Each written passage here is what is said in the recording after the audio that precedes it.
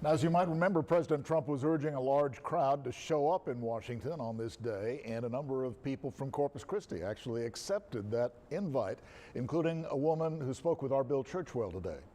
Yeah, it got scary there for a while. Corpus Christi resident Michelle Busey speaking from her hotel room, telling us she is safe following the chaotic events that unfolded at the U.S. Capitol. Trump asked us to come up here, to support him because of the rigged election. However, those claims by fellow Trump supporters proved to be unfounded after being investigated by election officials and even the Supreme Court, saying that no evidence of widespread voter fraud was ever discovered. Still, thousands of people showed up to back the president.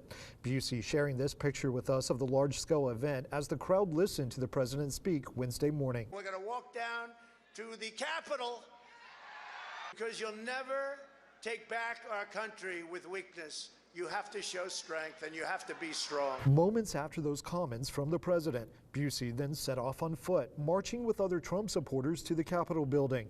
She tells me the march had been mostly peaceful up until that point. And that's when people started storming inside the Capitol, breaking down the barriers.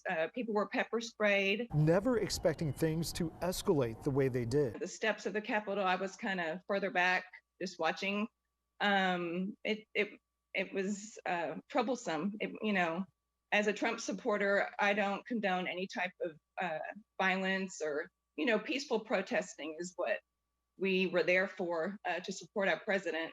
And unfortunately, a few bad apples kind of ruined it for everyone else. Busey adding frustrations with the election among supporters such as herself remain at an all-time high. We're upset with the way things transpired, and as far as the future, I don't know what the future holds for our country. She says she will not be staying in Washington, D.C. and is traveling back to Corpus Christi Thursday.